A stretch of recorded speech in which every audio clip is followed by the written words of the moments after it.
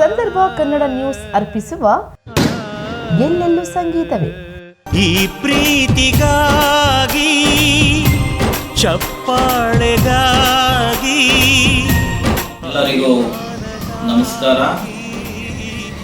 ನಾನು ಚಿಕ್ಕಣ್ಣ ಡಿಪಿ, ಕಾವ್ಯನಾಮ ದಾಪೂಚಿ, ಲೇಖಕರು ಹಾಗೂ ಉಪನ್ಯಾಸಕರು.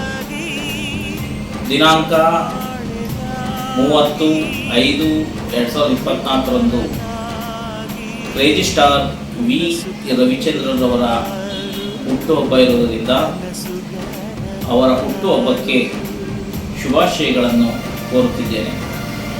ಎಲ್ಲರಿಗೂ ಮತ್ತೊಮ್ಮೆ ನಮಸ್ಕಾರಗಳು.